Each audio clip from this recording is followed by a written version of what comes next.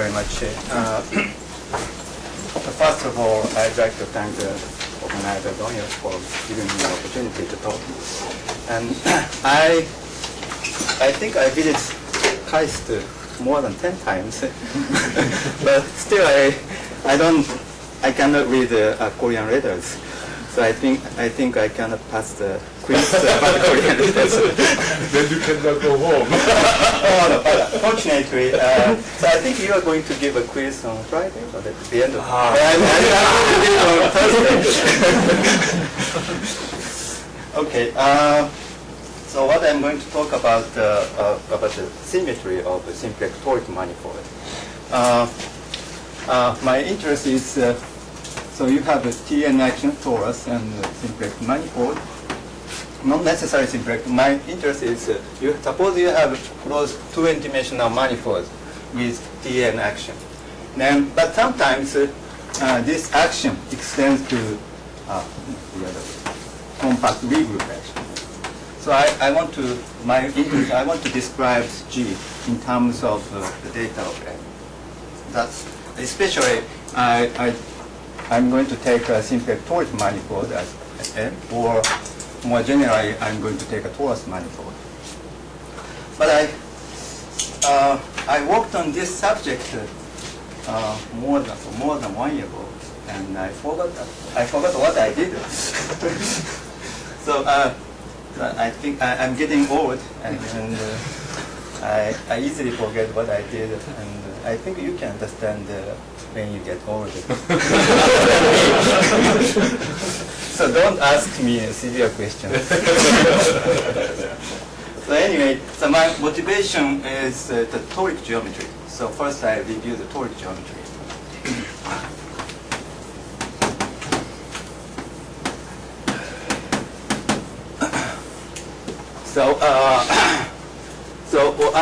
I'm going to review what Demazio did.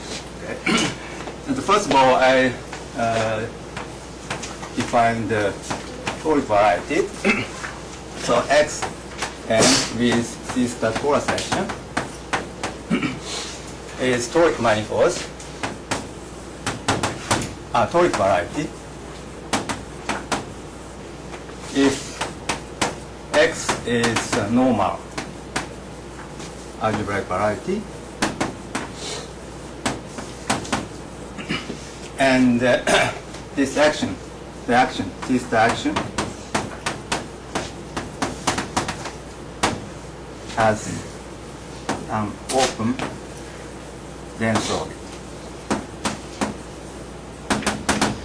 So when I say the toric variety is algebraic variety. So normal, you don't have to worry about normal. I'm not going to use normality because I'm going to assume that I'm going to take a smooth manifold, so a smooth algebra variety. So anyway, when you say toric variety, it is algebra variety together with C star torus action, having the dense orbit, having a dense open orbit. And the important thing is the dimension of the manifold is the same as the dimension of the acting torus. Okay, that's important. And the toric varieties, as you see, it has an open dense orbit.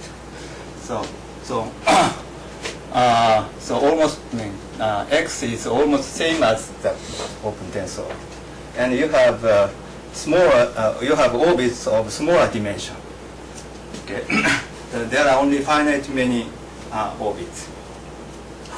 Okay, and what I'm interested in the toric compact smooth toric variety, so which I call toric manifold. The toric manifold is a compact smooth toric variety. Sometimes I think when people say toric manifold, they don't assume compactness, but here I'm going to assume compactness.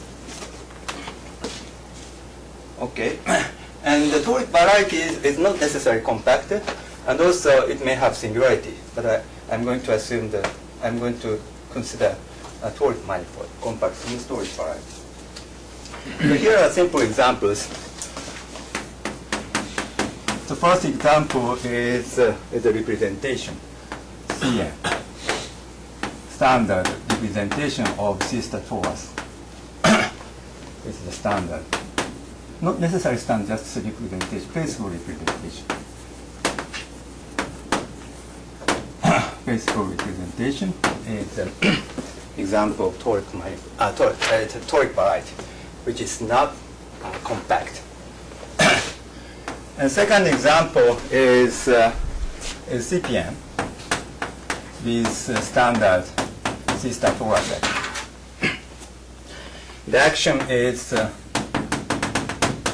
you take the homogeneous coordinate, and this maps to G1, Z1, Gn, Gn, and Gn plus 1, where G1, Gn is an element of sister torus. Just multiply coordinate by component by an element of sister torus. Okay, this is a typical example of a toric manifold. And another example is Hills of surface.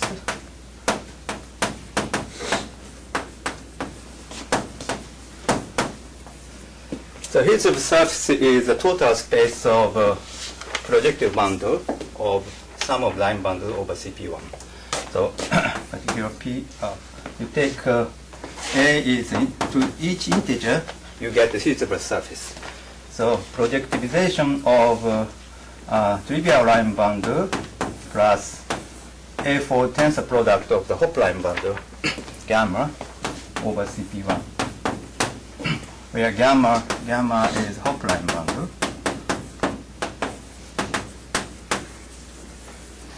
over CP1. And you can give, this has natural sister two action.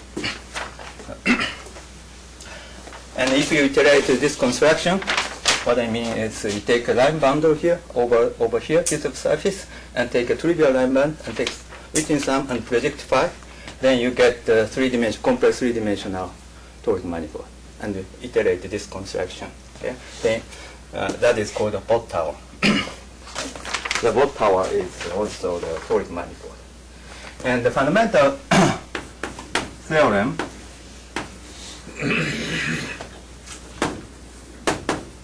in toric theory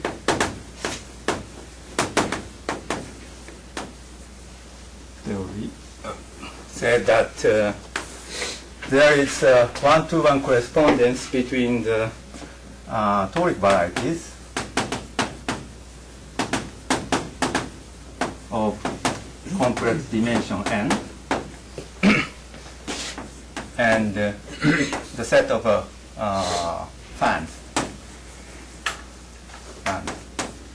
of real dimension n. This one-to-one correspondence. But actually, the fundamental theory says more. So this is a set of toric varieties, but it has morphism. Okay? So there is a natural notion of morphism between toric varieties. And here, fans, and I'm going to draw the picture of fans soon. But fans is a combinatory object. So also you can define the morphism between fans. So, so both are category. And the fundamental theorem of toric variety says that these two categories are the same, equivalent. So here is a, okay, so when X is toric variety, then I denote the fan, I denote by delta of X, I denote by delta of X the fan associated with X. So if you take CP2 with C study to action, then the fan you get is something like this.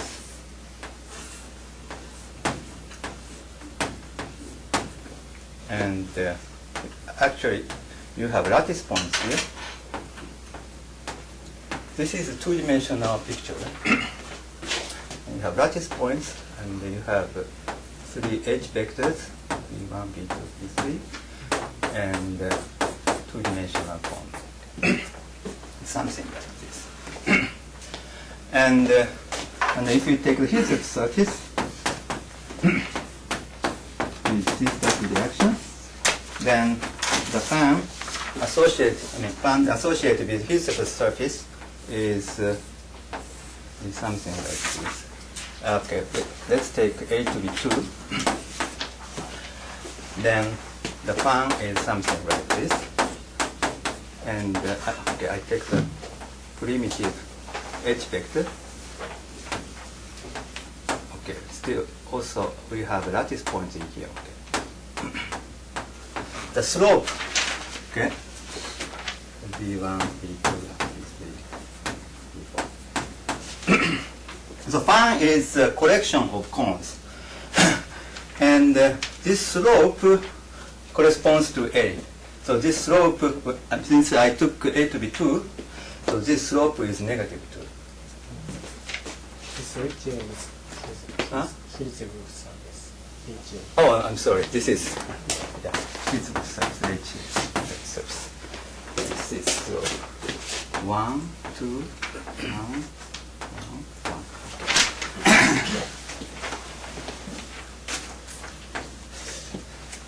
1. Okay, so phi is something like this. Okay, now, so I'm not going to explain how you get the fan, but I'm going to explain how you get these H vector VIs. So, what is VIs? VIs has geometrical meaning, which is important in my talk. So H vectors.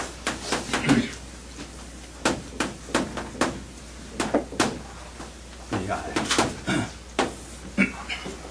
Okay, so let's take X to be a toric manifold. Toric manifold, compact, smooth toric variety. Okay, now, as I said, toric variety, it has one open dense orbit. So other orbits has smaller dimension. So now look at the codimension 1 orbits, or I would say the closure of codimension 1 orbits, which is the invariant divisor. So the xi, this is the invariant divisor.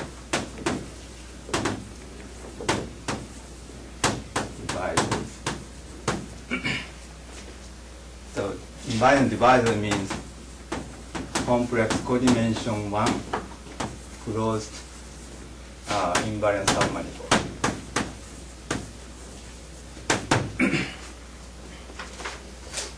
Submanifolds. Okay, there are only finite many. And then the complement of the union of these invariant divisors, x minus union of xi. This is the open orbit. This is the open orbit. So this is isomorphic. Actually, this is isomorphic to C star today. So the topology or geometry of toric variety or toric manifold. So these invariant divisors are important to describe the topology or geometry of toric variety, because the open dense orbit is always C star to the n. Right? So important thing is those invariant divisors. So and the fan is actually how. So this tells you how xi intersects, or and I would say which xi's intersects. Also, so xi, as I said, xi is closure of codimension 1 orbits. Okay, so xi is fixed by some certain C star subgroup of this one.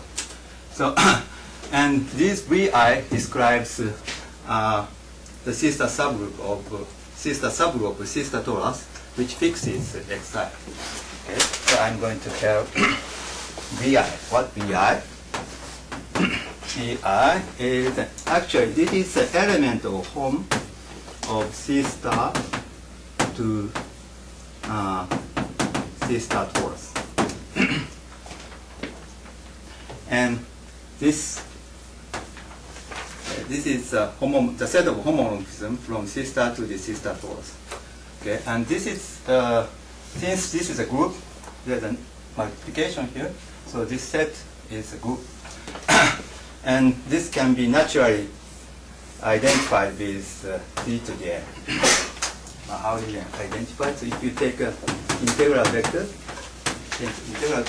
then you get the homomorphism. G goes to G is the element of C star, and G goes to G to the A1 and G to the AN. Okay, this is the bijection.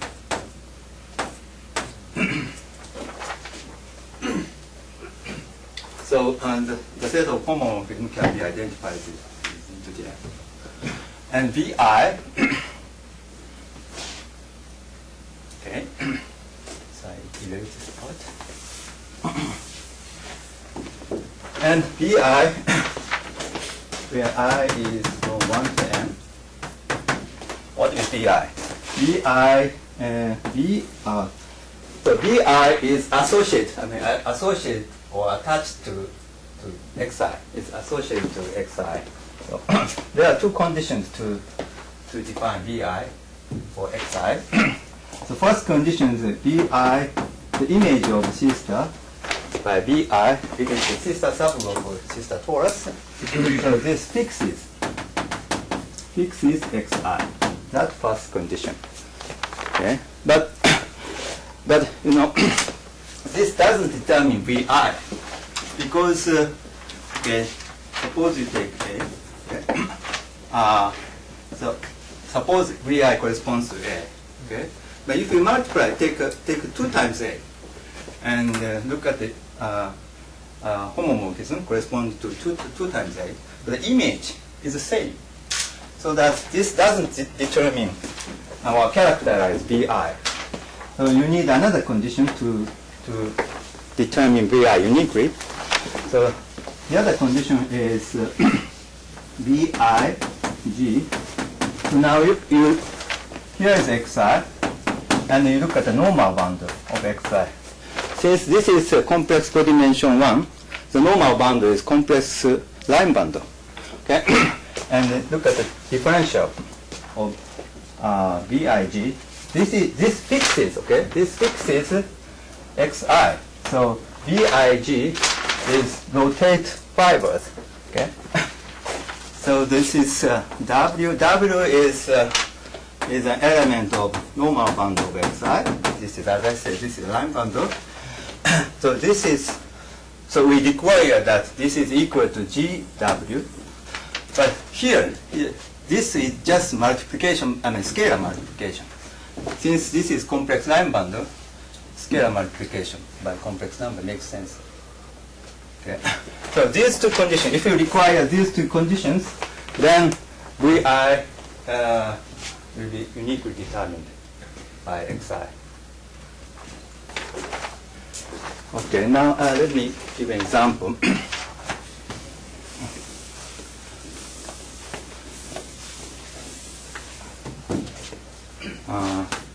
Let's take CP2 with C star reaction. Yeah, here I take n to the 2. And okay, so the action was Z1, Z2, Z3 maps to G1, Z1, G2, Z2, and Z3.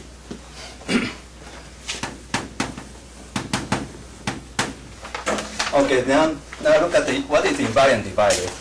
There are 3 invariant dividers. So xi is equal to ith coordinate is equal to 0. It's a set of ith coordinates equal to 0, where I is 1, 2, 3. Okay, so the open orbit is the set of points whose coordinates are all non-zero. That's open orbit. Okay, now, so let's look at what BI is. So this is x1. x1 is first coordinate is equal to 0. So when first coordinate equal to 0, and g1 can be arbitrary, but g2 is trivial. So b1, b1g is, it turns, you can see that this is an identity. Okay, so you see, when g1 is equal to 0, this element fixes x1.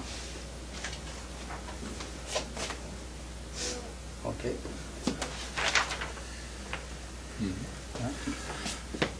And so through this identification, so you may think of B1 as 1, 0, vector 1, 0. So what you do is just take an exponent. Yeah, this is 1 and g to the 0, 1, 0. Okay. And B2. Okay, so look at x2. The second coordinate is equal to 0. So B2 is G1 is trivial, and G2 it can be arbitrary. So this corresponds to 0, 1. And B3, okay, since G3 is equal to 0, then when G1 is the same as G2, then the action is trivial, because we are working on the homogeneous coordinate. But, so you may think B3 is this one, but actually it turns out, if you see this condition, then you see that the right thing is inverse. Okay? You can check that. So this corresponds to 1, 1. Okay? So you get three vectors, B1, B2, B3. So this is, okay. You see, B1 is 1, 0, B2 is 0, 1, and B3 is minus 1, minus 1. This is how you get these vectors, H vectors. Okay, so when you see H vector is a C-star subgroup, or more precisely, it's a homomorphism from, so I should say one parameter subgroup. The homomorphism which fixes xi. Okay, now, so let's review what Demarzieu did.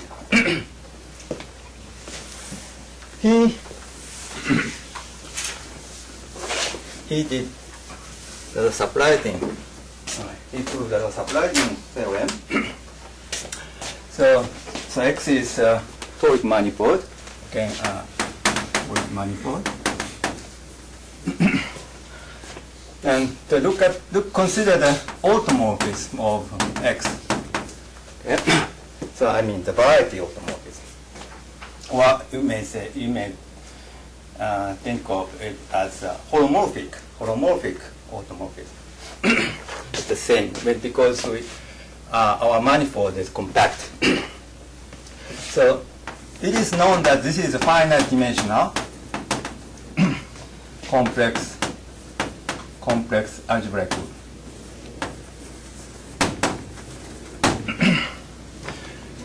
And the C-star torus is acting on X. So this is also automorphism of X. Okay? So C-star torus is sitting in the group of automorphism of X, C-star torus. Okay? And you can see that this is a maximal torus of this group. This is finite dimensional algebraic group, and you can see that this is a maximal torus of this. Now, what Demarzieu did is, so since we have a one-to-one correspondence, so automorphism of X should be described in terms of the fan, because it's the same data. So, and Demarzieu described the group of automorphisms in terms of fan. So in order to, okay, okay, let me make one remark.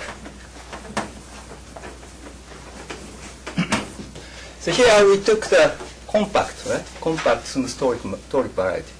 So if you take a non-compact one, then this group is huge group in general, even if it is smooth. For instance, as I said, C to the n, this is toric manifold, okay? And C star is sitting here. But this is, what is this? The coordinate ring of C to the n is a polynomial ring. So the automorphism of Cn is the same as automorphism of polynomial ring. Okay? This is the same as automorphism of polynomial ring in n variables. But this is a famous problem. And this is a huge group, and we don't know what this is. When n is bigger than 3. When n is, I think when n is 2, I think it is analyzed. But when n is bigger than 3 or equal to 3. You mean as a ring, right? Automorphism. Yeah, ring. The graded ring, automorphism. This is infinite dimensional. This is very difficult to understand what this is. But when X is compact, we have a finite dimensional, the group of automorphism is a finite dimensional complex algebra group. So we have a chance to describe to this group. And the automorphism of CPN, as I said, CPN is a typical example of a toric manifold. The automorphism group of CPN, CPN has the homogeneous coordinate, you have n plus 1 coordinates.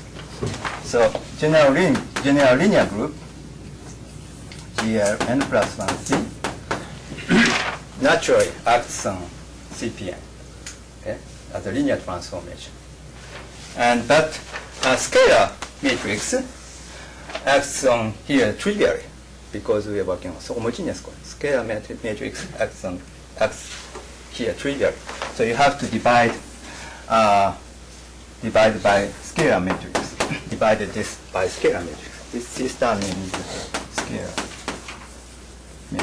matrix. And it is known that the automorphism of CPN is this group. Okay. Okay.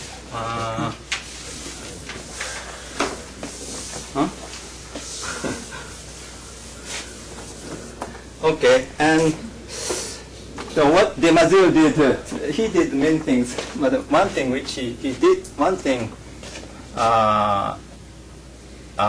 which he did is he introduced the root system of the fan. Okay. So I'm going to introduce the root system of the fan. Using fan. Okay, so before that, we need to notice that so fan is, okay, as I said, fan is sitting here, and so this is Z to the n, but also take the dual of this one, home C to the, sorry, the home of C star torus to C star. So they are, these two are dual. This is also, this can be also identified, the lattice C to the n. So I say this is one parameter subgroup, C star subgroup. C star subgroup of C star torus. This is representation, okay? This is C star to the irreducible representation. Irreducible representations of C star torus. non-trivial, not necessarily non-trivial, irreducible representation of C-star torus. Okay, phi is sitting here. And I'm going to define the root system. Root system is sitting here. So root system of X is the toric manifold. Actually, this root system can be defined for phi. So to define the root system, I'm going to use these VIs, vectors VIs. So alpha is an element of this group. That's a representation, actually one irreducible representation. So alpha, R of X is a set of alphas satisfying the following conditions. Alpha Vi is equal to 1, and alpha Vj is equal to minus 1 for some ij, and alpha Vk is equal to 0 for other k, Vk. K is different from I and j.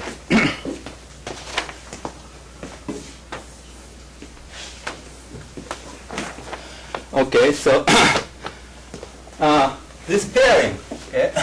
So we have natural pairing, right? Pairing between these two elements.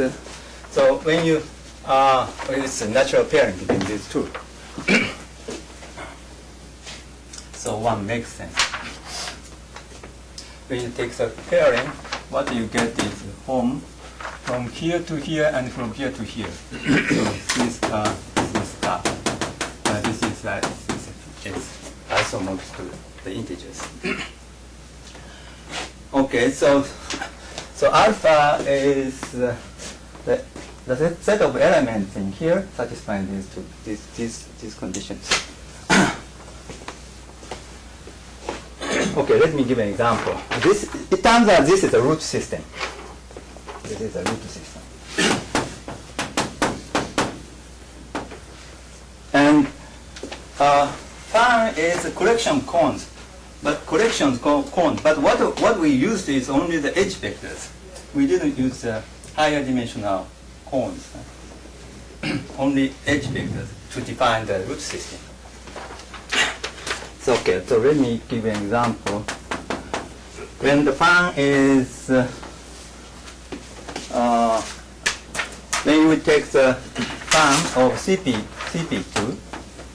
Okay, this is V1, V2, V3. So remember that this is 1, 0, this is 0, 1, this is minus 1, minus 1. Okay, this is in home C star to C star to the 2. Okay, now look at the elements satisfying these conditions. Because this here in home, home of C star to the 2 to C star. Okay, now when you take the pairing, okay, let's take, okay, so I denote the answer first. So these vectors, okay. So when you take the product, again, this evaluation, then when you just take an ordinary inner product. Okay? So this product is 1, but these two is 0, and the product of this and this is minus 1. So it satisfies this condition. Right? And there are a negative one. Negative of this one is also. And these two vectors also satisfy this condition. And there are two more. It's this one. Yeah, because this is perpendicular to this one, right? And this one. Okay, so this is the root system. I mean type A2. Okay, type A2. And that when n is equal to 2, the root system of this group is just that one. Let's see, what about extending to B3? Oh, which one gives you 1 with B3? One gives this vector. Okay. Okay. All right. And what Topology proved?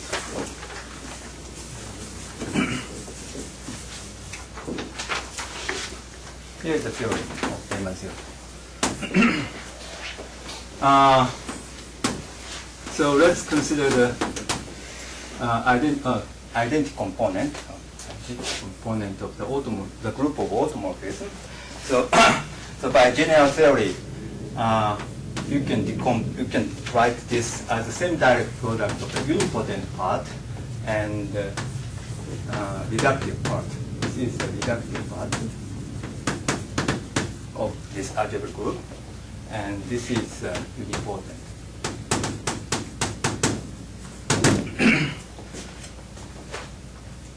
And so what de Mazur did is the first thing is the root system of this is okay. There here. This is the root system of semi-simple part. Well, sorry, reductive part. So this is the same as R of X.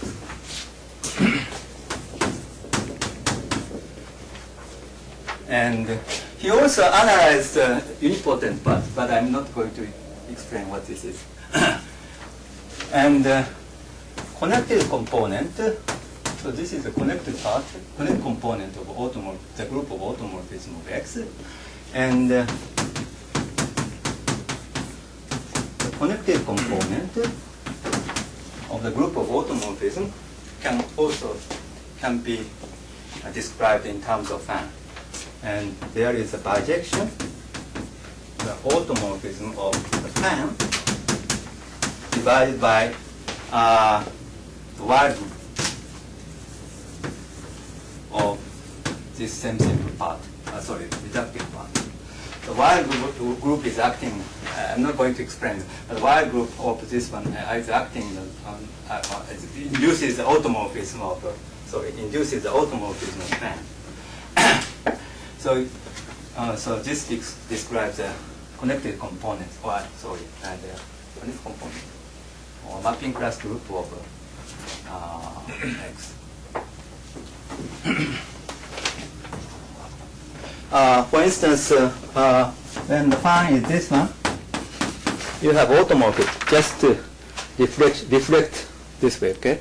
Cones maps to cones, okay?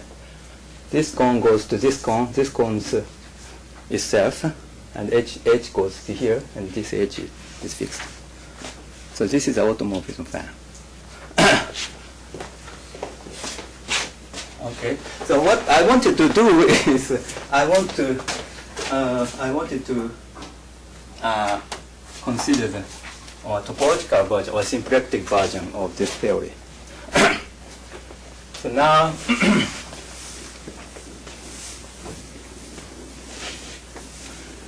Now I take symplectic Toric manifold.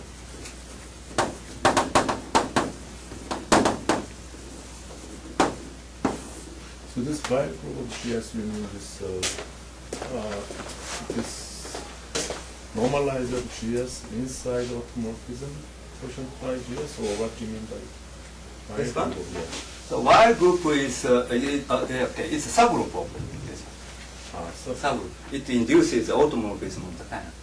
So it is you can view this as a subgroup of automorphism. So the group, when you say group of this one, it's a normalizer quotient with the. Yeah, so, because so it is group. So Normal. I see. Normalizer Yes. of GS Right. inside So this is normalizer of the C star torus GS divided by C star torus. The variety. What's the multiplex group for this example?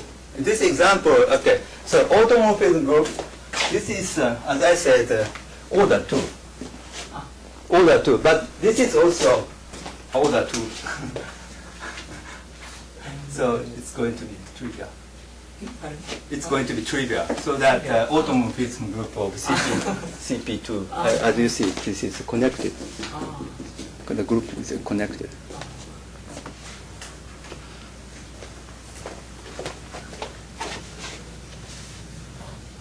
Okay. Let me.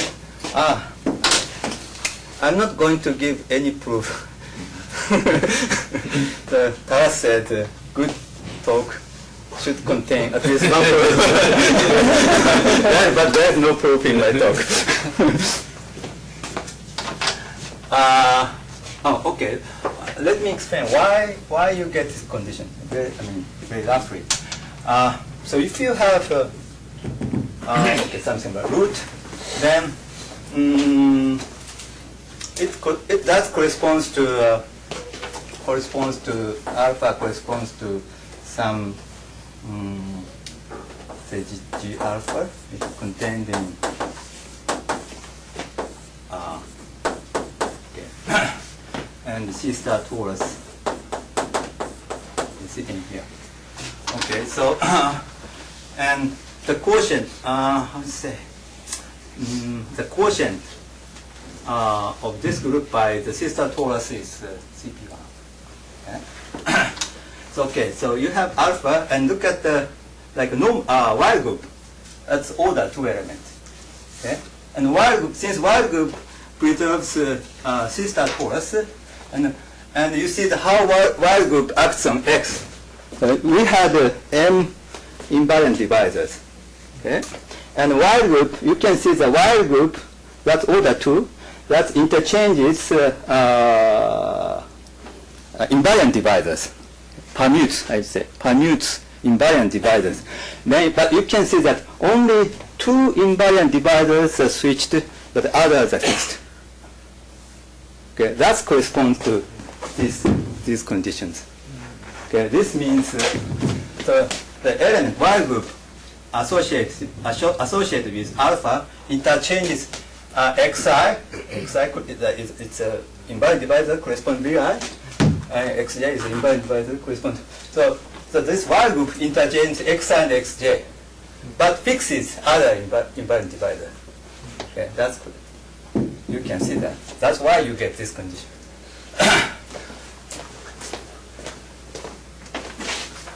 Okay, so now, we can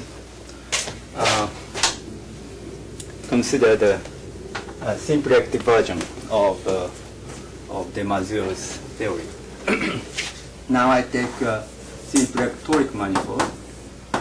So it has Pn action. This is symplectic manifold, and then, as you know, you have a moment map.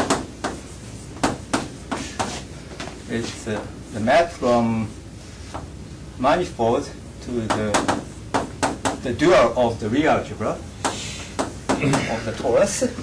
Excuse me, before we proceed, what can be said about the unipotent part of the automorphism? Yeah, that's yeah. Also, you can define the kind of root system. I think what you do is, I forgot that you get something like inequalities. You can find the results in Oda's book. But he doesn't give any proof. But it's in de Mazur's. Yeah. De Mazur's paper, original one. Original one. But this is a very long paper and it's written in French. So yeah, that's why I wanted to understand from the topological viewpoint. That was my motivation. Now, so we can see not whole results of de Mazur, but some part of the de Mazur results using equivalent cohomology. Okay. Now, okay, you have symplectic manifold. This is symplectic manifold, and then associated with this, you get the moment map and the image of the moment map. This is it is known as simple polytope, but not necessarily simple polytope, but also the non-singular simple polytope. Sometimes this polytope is called delta polytope. So non-singular means you have it's something like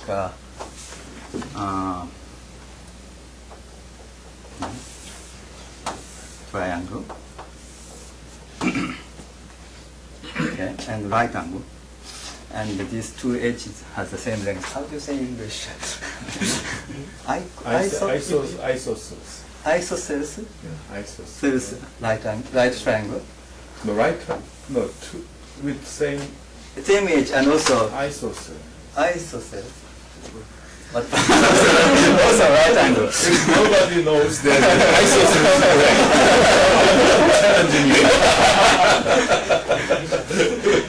Okay, and non-singular means, okay, so this sits in here, right? And there's the lattice, the natural lattice. And you take the normal, outward way, inward, doesn't matter, it's okay. Inward, and primitive one. Then, since these two intersect here, so what you require is these two primitive vectors span the basis of this map. Here also, these two edges intersect here, so you require that these two span the basis. And another example is something like this. I don't know the English. Trapezoid. Trapezoid. Okay. Well, if you take the Hilsef surface as Hilsef surface is also a symplectic manifold, but there are many choices of omega. But the moment map depends on the choice of omega. And here, these two form the basis, and these two form the basis, these two form the basis. So this is an example of a non-singular polytope, but delta polytope. And the relation between the moment, this is called the moment polytope. The relation between the moment polytope and the pan is, so they are, as you see, they are the edge vectors. Okay, these are edge vectors of pan of the Hilsef surface.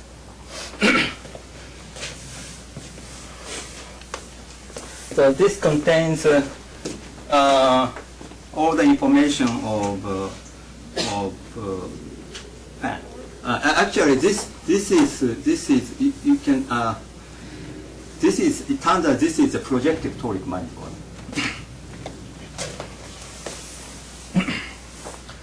And the Demazil, Delzant showed that the symplectic toric manifold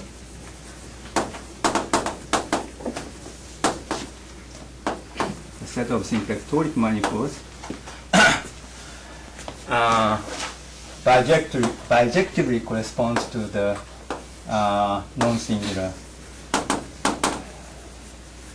polytopes. I would say, forgot the lattice polytopes. Not necessarily lattice, sorry, non-singular polytopes. This is delta. So, by the way, if you change the omega, as I said, the moment map changes. For instance, if you take a Hilsef surface, for some omega you get this polytope, but for another omega, what you get is it's like something like so each face is a parallel, but the shape are different.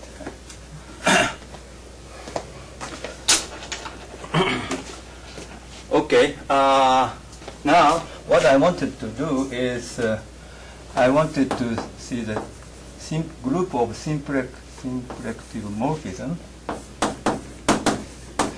This is the diffeomorphism. F is diffeomorphism of M, preserving omega. So this is called the symplectomorphism. So this is a group of symplectomorphism. But in the Toric case, the automorphism group was finite dimensional. But in symplectic case, this is infinite dimensional. But we have Tn. Tn is sitting here. Okay? And I think this is very difficult to, this group is very difficult to understand. But what I did is I looked at the compact Lie subgroup,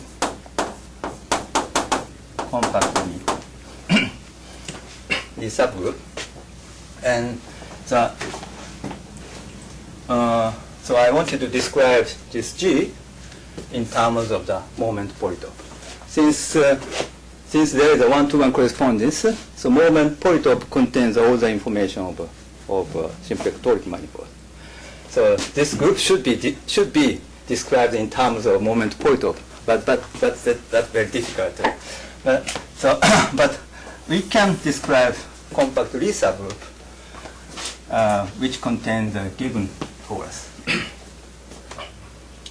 Okay, and you can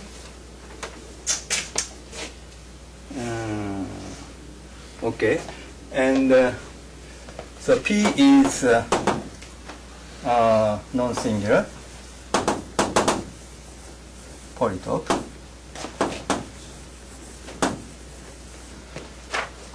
Or you may say moment polytope. And here you can define the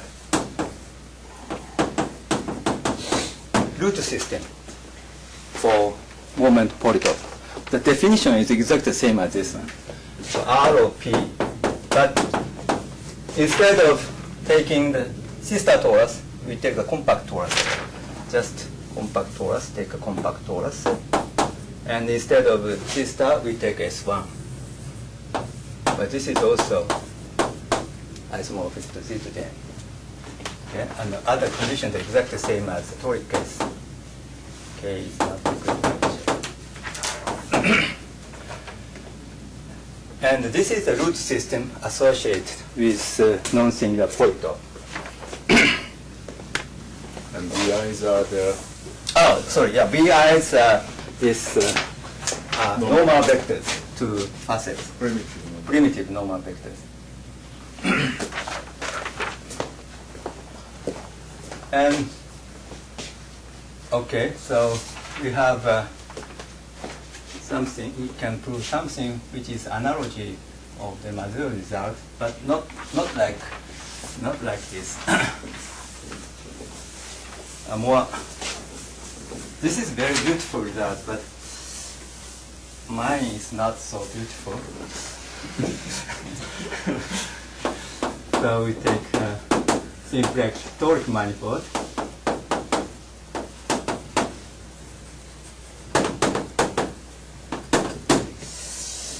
Okay, and let's consider compact Lie subgroup of a group of symplectomorphism. Then what I can prove is the first thing is the root system of the identity component of this compact Lie group. This is the root system of G naught. This is the identity component of G. So this is the subsystem of the root system of P.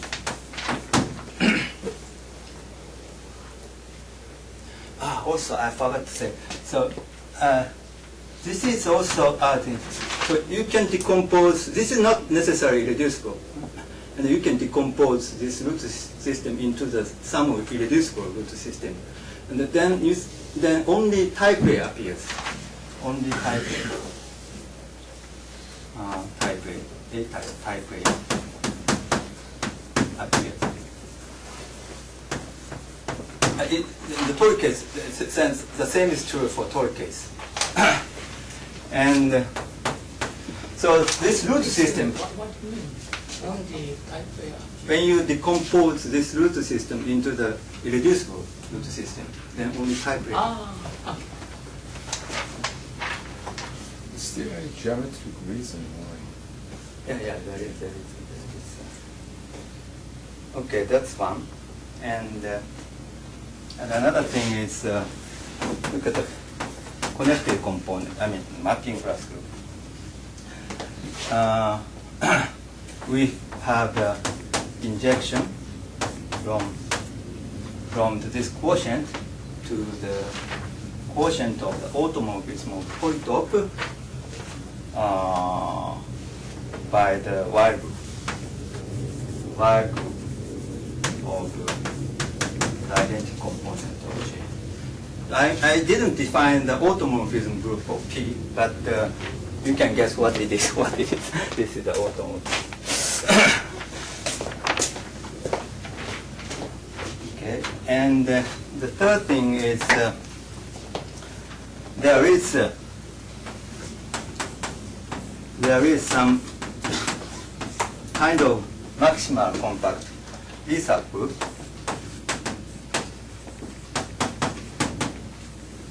such that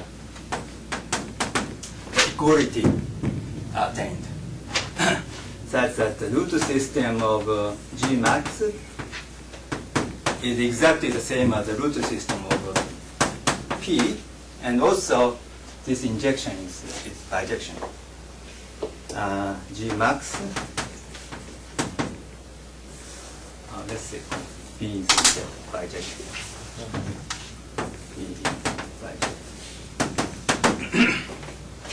So the root system of P gives the upper bound of the identity component of the compact Lie group containing the torus.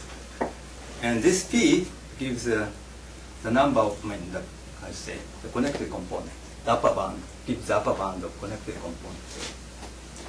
And equality can be attained, can be achieved. This maximal group is not unique. That's I don't know. Up to conjugation. I don't know whether it's unique or not. But there is such a question. Oh, I see. Okay. And only one thing. And it's now this is for the simple toric manifold. But you can take just take a closed 2n-dimensional manifold with Tn action, which I call the torus manifold. And for torus manifold, we can associate the multifan. So you have H vectors. So using multifan, and can define the root system. And then in the toric case, only type A appears in the root system. But for torus manifold, since even dimensional sphere, this has SO2n plus 1 action. Yeah. So the even dimensional sphere is an example of torus manifold. And then the root in the root system, for the root system, type B and type D appears for torus manifold. But other types do not appear. Only A, B, D type. A, B, D appear. Okay, I stop here. So even for quasi-toric manifolds, you have this. And for the quasi-toric manifold, only type A appears.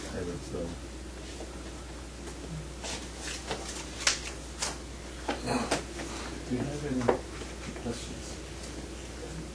If you change the definition of root system, could you explain such a case or include such a root system?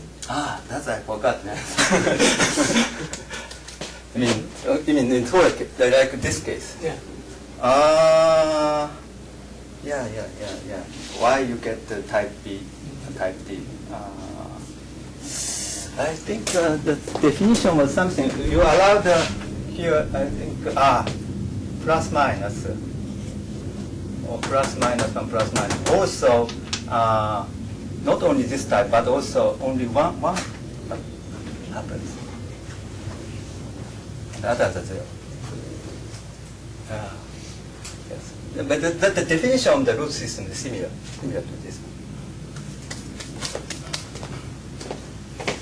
Could you get some topological information of Gmax from the combinatorics of delta? Yeah, you can describe this explicitly. Very explicitly. Since simplex Toric manifold has an explicit construction, so that you can find the Gmax. It's simply a quotient, right? So that you can describe and construct this very explicitly, because we know what this is. Explicitly, what a simplex manifold. There is an explicit construction of simplex Toric manifold. It's like a Toric variety. Do you have any other questions?